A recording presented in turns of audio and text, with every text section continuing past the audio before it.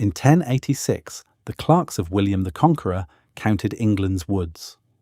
They wrote down woodland the way they wrote down mills and oxen as machinery, and the numbers they logged were frightening. Barely a seventh of England was trees, and everything ran on wood. Houses, plows, fences, and every single fire. A country like that should strip itself bare within a generation. England did the opposite. The same villages cut fuel from the same woods for 500 years, and the woods never ran out. Today, a country with power stations burns millions of tons of imported wood a year. A medieval village burned its own, forever, from a circle it could walk in an afternoon. The secret was not restraint, it was the axe. Cutting these trees is the reason some of them are still alive today, 1,000 years on. Tonight we build that system one problem at a time, from a single stump to a wood that outlived its empire. So how does a village burn a forest for 5 centuries? You start with a problem of simple arithmetic, and the arithmetic says the village dies. Fell an oak for the fire, and its replacement is an acorn. That acorn needs 60, 80, sometimes 100 years to become the tree you just burned in a winter. A family needs a fire every single day. A village of 30 families needs a mountain of fuel every single year. Plant and Weight loses that race so badly it is not even worth running.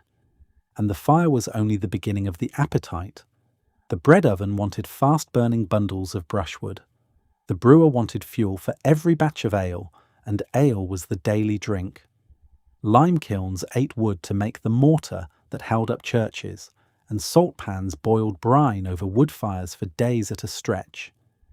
Add the fences, the plows, the harrows, the carts, the house frames, and the hurdles that penned every flock of sheep in the country, and nearly every object in a medieval village that was not food, stone, or iron was wood.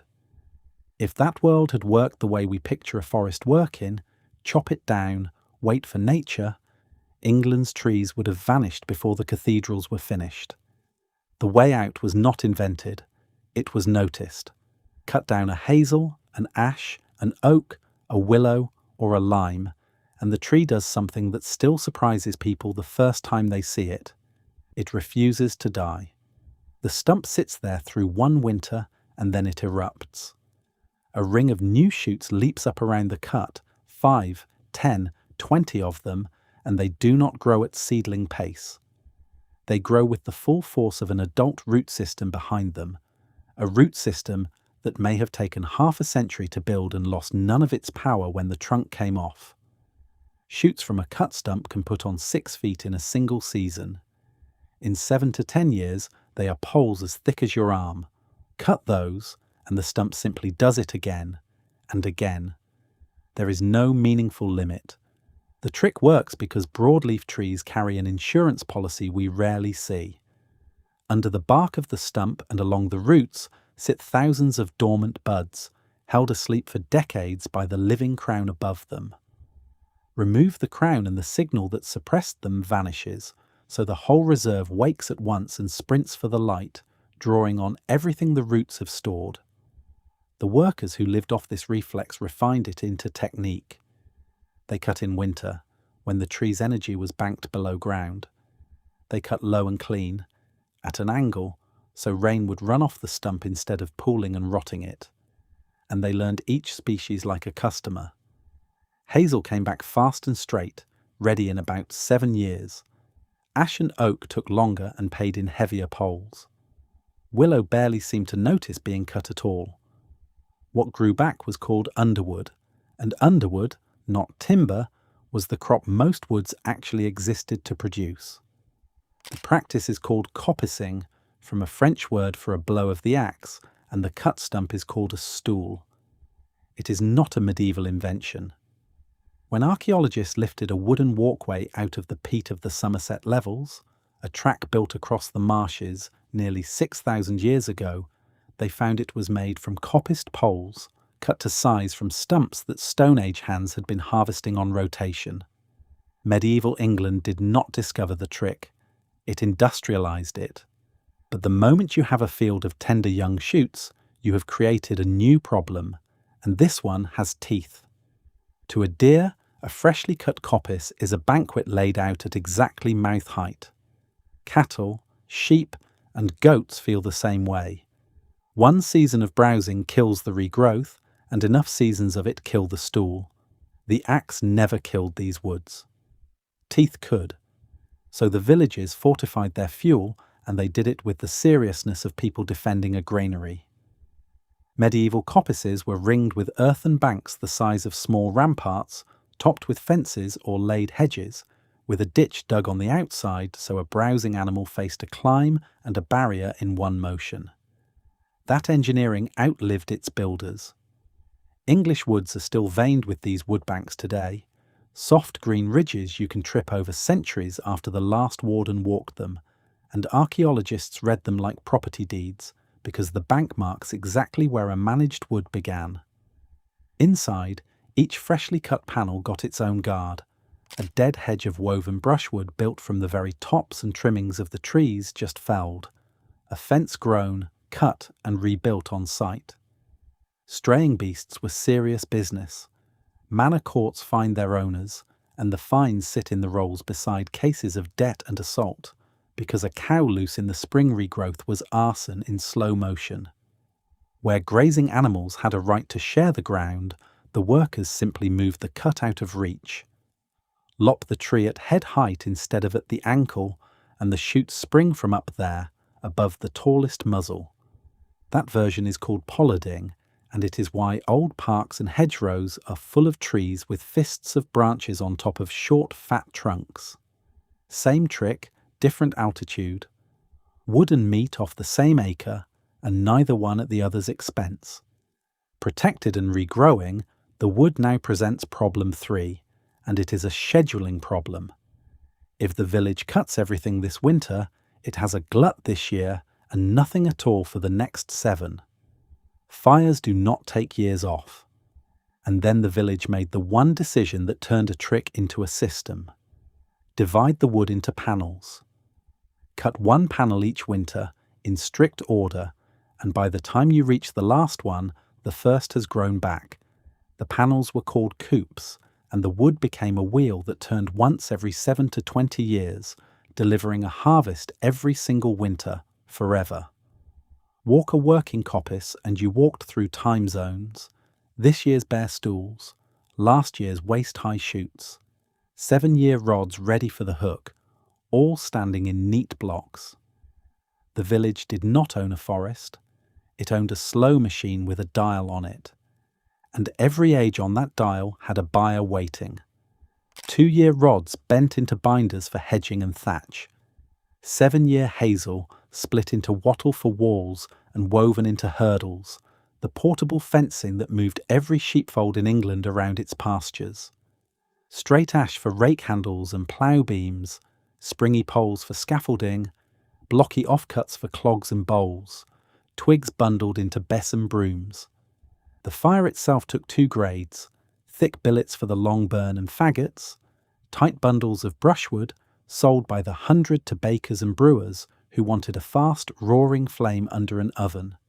Follow a single stool through one cycle, and almost nothing left that wood as waste. Even the final trimmings went into the dead hedge guarding the next coop. The system did not just renew itself, it consumed itself completely, on purpose, every single year. The records that survive treat all of it with the seriousness of a bank ledger, because that is what it was. 13th century manor accounts price underwood by the acre, log sales year by year, and on some manors an acre of well-run coppice out-earned an acre of ploughland. That is the kind of number that makes accountants sit up. A wood was dowry material and abbey endowment, and towns pulled barge after barge of billets and faggots up their rivers from coppices that specialised in feeding urban fires. Firewood was not scrap, it was revenue, and revenue is the real reason these woods survived. Nobody needed to preach conservation at a medieval landlord. Felling a coppice for one big payday and losing the yearly income forever was simply bad business, so the woods were guarded, banked, recorded, and passed down like the assets they were. Which brings us to the strangest thing the axe was doing, the secret nobody swinging it ever knew. A tree that keeps its trunk ages the way we do. It grows, peaks, declines, and dies, and even the great oaks rarely see 1,000 years. But a tree that loses its trunk on a rhythm never finishes that story. Every cut resets it to vigorous youth, while the root system underneath just keeps spreading. The stool grows outward into a ring. The ring gets wider century by century, and the tree simply declines to die. Botanists measuring the giant lime and ash stools of English woods, rings of trunks yards across with hollow middles you can stand in, put their ages over 1,000 years, with some estimates running toward 2,000.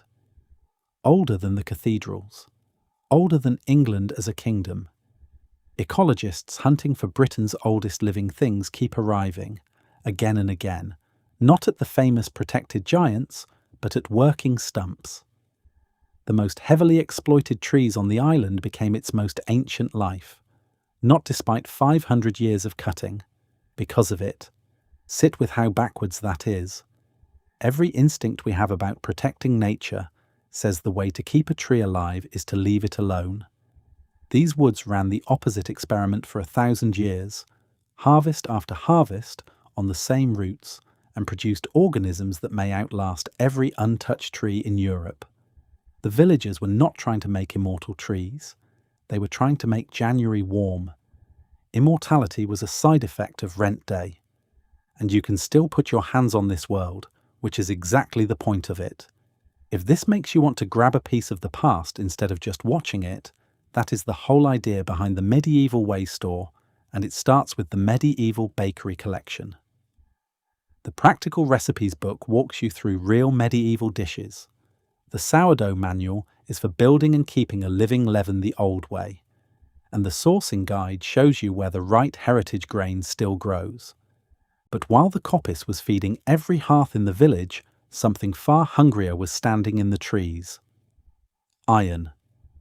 A smith's forge and a smelting furnace need temperatures an open wood fire cannot reach, and the answer was charcoal, wood baked in sealed, smouldering clamps until only near pure carbon remains. Making it was its own dark craft. The colliers stacked coppice poles into a dome, skinned it with turf and earth until almost no air could pass, lit it from the centre, and then lived beside it in the wood for a week or more, sleeping in turf huts, watching the smoke change colour, because 1 hour of too much air turned 7 days of work into a heap of ordinary ash. Their levelled burning platforms still hide by the hundred under the leaf litter of old coppice woods. Black-earthed circles that archaeologists map the way they map cottages. Whole regions ran heavy industry on this fuel, iron country like the Weald in England's southeast, and the remarkable part is what the industry did not do. It did not eat the forests. Where furnaces were fed from managed coppice, the ironmasters needed next year's cut as badly as the village did, so they ran their fuel grounds on the same wheel, panel by panel, year by year. A furnace could draw on the same circle of woods for generations.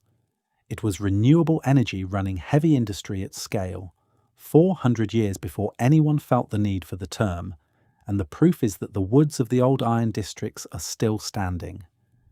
500 years is a big claim, so let it stand on a named example. Bradfield Woods in Suffolk appears in the records of Bury St Edmund's Abbey as managed coppice in the year 1252. The abbey's clerks logged its sales. The wood fed the abbey's fires, fenced its fields, and earned its rents, cycle after cycle, while dynasties changed above it. It was still being cut on rotation when the 20th century arrived. It survived a close call with the bulldozers in the 1960s, and volunteers cut it on rotation now, panel by panel, the old way. Not 500 years in the end, closer to 800 on the same ground from many of the same stools. A woodworker from the reign of Henry III could walk into a coop at Bradfield this winter and pick up the work in an afternoon, and the wood would not notice the 7 centuries between shifts. So what finally stopped a machine that could run forever? Not exhaustion. The woods were fine. What died was the demand. Coal crept into the hearths, and the coppice lost the fire. Iron makers switched to coke, and it lost the furnace. Wire fences replaced wattle, sawn timber and steel replaced poles, plastics replaced almost everything else, and the buyers for 2-year binders and 7-year rods simply stopped existing, product by product, decade by decade. By the middle of the 20th century, the wheel had stopped turning across most of Britain, and stools that had been cut on schedule since the Plantagenets stood waiting for an axe that never came back. Up to that point, the system had been winning for 8 centuries. The flip took roughly 2 generations. Here is the part nobody expected. Stopping the axe did not save these woods. It began killing them. A working coppice is a wood full of weather. Every winter's cut throws a new panel open to the sky, and the response is immediate. The first spring after cutting, the coop detonates into flower, bluebells, primroses, wood anemones, violets. Feeding on sunlight, the closed canopy had rationed for a decade.